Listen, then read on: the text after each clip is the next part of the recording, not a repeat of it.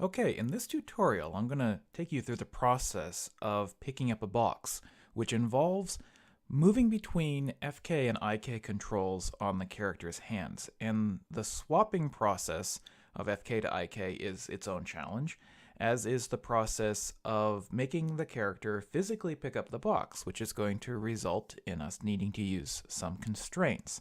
So just trying to make this process as straightforward as possible. I have created two poses here to start with.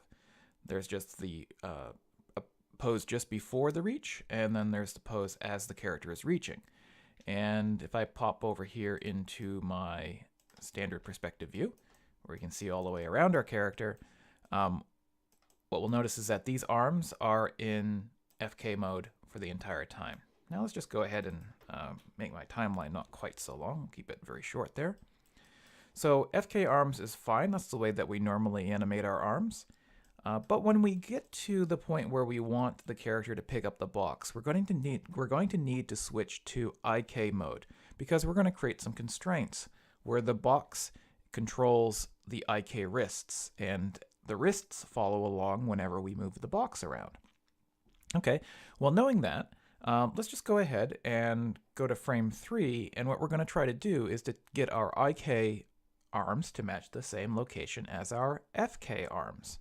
I've created a character set, and I've created a little button here that will select all the character set members. So I can just click that, press S to key in the current values on everything at frame 3.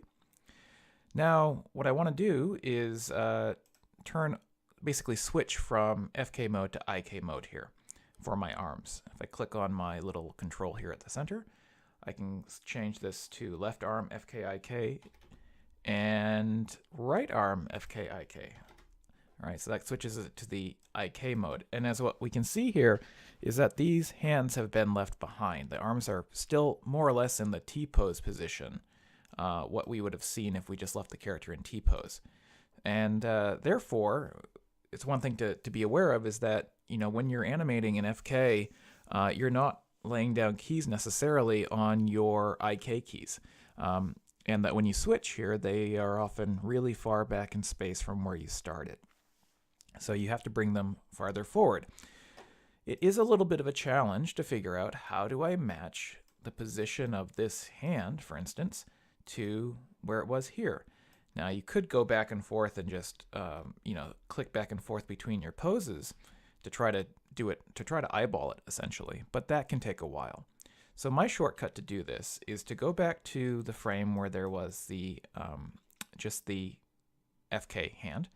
I'm just going to go ahead and turn off the visibility of my polygons for a moment so that all I'm seeing here is just the wrist control. And I want to be able to snap to this wrist control. And the easiest way to do that is if I create a local rotation axis, which will allow me to snap to the center point of that wrist control. To create the local rotation axis, I need to come up to Display, Transform Display, there it is, Local Rotation Axes. And that places a little local rotation axis right at the center, and that is an object that I can snap to. So if I pop over here now, that local rotation axis is all well and good there, but I still don't see it on the next frame. So what I need to do here is to just go in and create a locator. And I can now come in and hold down V. And if I hold down V and drag my locator onto the local rotation axis, it will snap to the same location.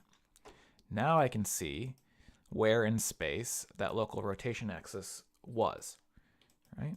And I can actually go and I can just turn that off for now. So I just go back to Display, Transform Display, Local Rotation Axis. All right, so that's pretty helpful, because now what I can do, I turn my polygons back on, I can see here's my wrist, right? And I want to snap it to that location there. So let's just for the moment, just turn off the polygons again, just so it's easier to see. Hold down V and snap to that location. Okay, put them back on. So now we at least have the wrists in the same position. You can see if I go back and forth here, they're in the same position. Obviously, they're not the same rotation or anything like that. So this is where we do have to start going in and playing around with things as best we can. And sometimes this is just going to be a little bit of a back and forth until we figure out what looks correct. And so this process does take a little while, but it's not absolutely difficult. Sometimes it can help a little bit if we try to get the elbow in the same position as it was on the previous frame as well. So I might rotate that backwards. It's getting pretty close there. That's pretty good. It's pretty close. Doesn't have to be absolutely perfect. It just needs to be pretty close. That's all. All right. So as we bring this back here, pull that down a little bit, pull it in a little bit, rotate it out a little bit. And so this is just kind of a back and forth process until we really kind of get where we want. And I use the plus and minus keys on my keyboard to just increase the size of my gimbal sometimes, and that can give me a little bit more fine-tune adjustment when it's a little bit bigger. Right? That's getting pretty close. I would say that that little bit of difference between the two isn't going to cause any difficulties at all, because ultimately we would be transitioning from FK to IK mode either over the course of one frame or maybe a couple frames. We would end up with our hand in this position at the end, and just before this we would still have it kind of swooping down from where we started up here, and therefore it's just going to lock into position. We just need to make sure that the frame that we're creating our IK hand placement on is the frame just when the box is about to be touched, basically just at the very moment of being touched. So I would do this same thing for the other wrist here.